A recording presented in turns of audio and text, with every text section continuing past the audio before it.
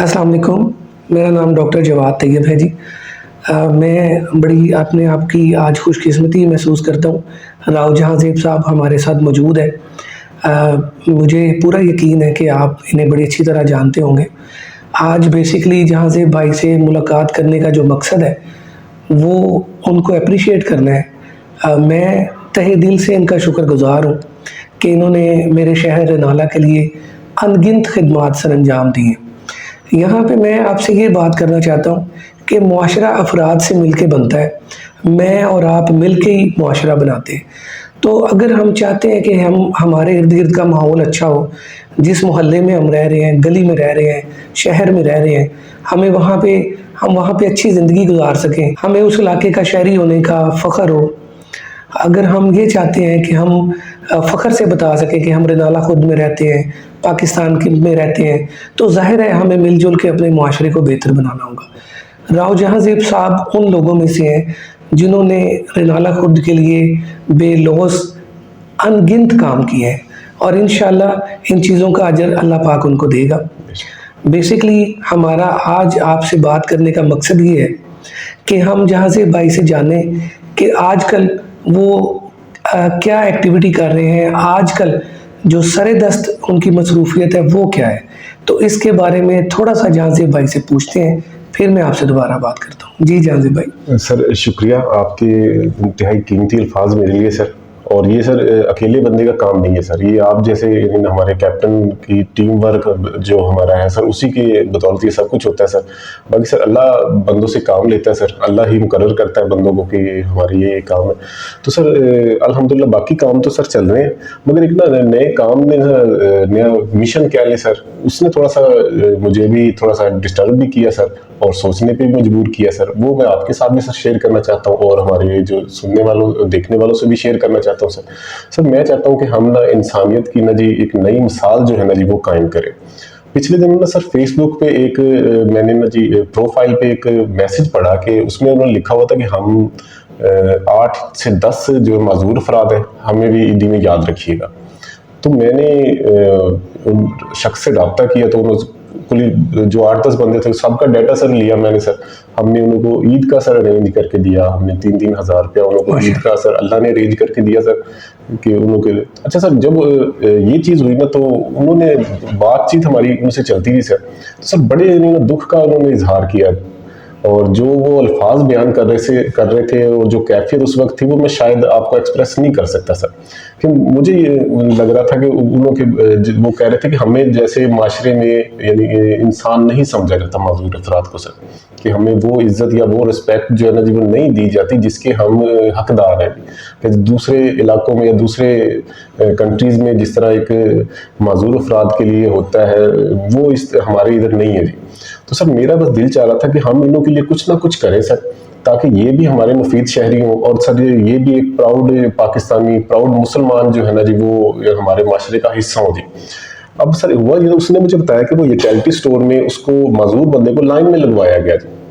हालांकि supreme court के order है कि आप इनों के लिए अलहदा यानी ना जी करेंगे, मगर देखें ये मसला जी फिर यानी ना जी उन्हों को प्रेफर नहीं दी जाती किसी भी काम में, यानी कोई भी अगर काम लोग उन्हों को इग्नोर करते हैं बस यानी ना जी।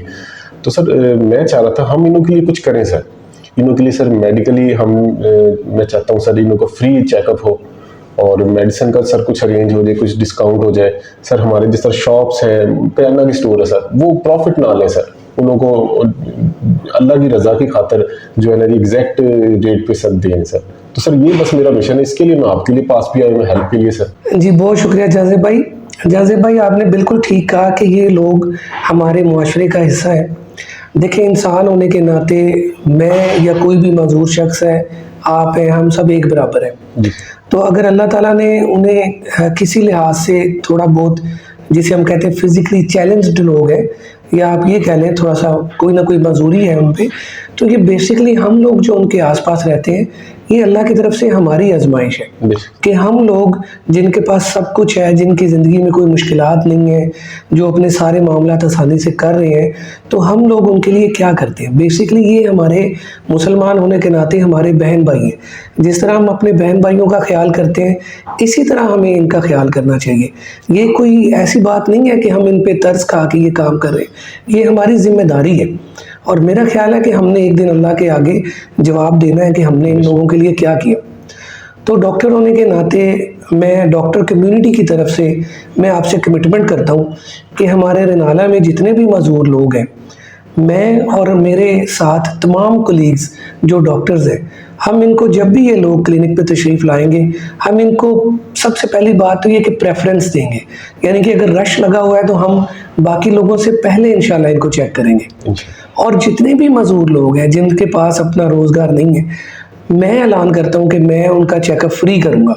बाकी दोस्तों से, बाकी कोलीग से रिक्वेस्ट है कि वो कम से कम 50% कंसेशन इनको चेकअप फीस में दें। अगर कोई मज़दूर बंदा कोई कहता है कि मैं थोड़ा बहुत अफोर्ड करता हूँ, तो आप कम से कम उसकी फ़ीस में 50% रियायत करें। ज़ाती तौर पे मैं इनका चेकअप फ्री करूँगा। अगर मेरी लैब से कोई टेस्ट होता है तो उस पर हम इनको इंशाल्लाह कम से कम 50% रियायत देंगे। और कुछ मेडिकल स्टोर्स ऐसे हैं, अगर कोई हमारे पास ऐसा शख्स आता है तो हम उसको बता देंगे, क्योंकि नेकी को कुछ लोग कहते हैं हमारी नेकी को खुफिया रखा जाए, हमारा नाम ना लिया जाए। तो बहुत सारे मेडिकल स्टोर्स ऐसे हैं जहां हम इनको कम से कम 15% डिस्काउंट, यानी नो प्रॉफिट नो लॉस की बेस पे मेडिसिन लेके दे सकते हैं। और अगर किसी शख्स, कोई बंदा इतना भी अफोर्ड ना करता हुआ, तो इंशाल्लाह उसके लिए हम 50% कीमत पे भी दवाई अरेंज कर सकते हैं। यानी अगर उसकी 100 रुपये की मेडिसिन है तो वो 50 रुपये दे के वो मेडिसिन ले सकता है। और अगर इतना भी अफोर्ड ना करता हुआ तो इंशाल्लाह किसी ना किसी तरीके से उसकी दवाई की ज़रूरत को हम पूरा करेंगे। तो मेरी आप सब लोगों से ये रिक्वेस्ट है कि आपके करीब जो जो लोग हों, जो मज़दूर अफराद का ख्याल कर रहे हों, उनके साथ मिल के काम करें, उनका हाथ बटाएं।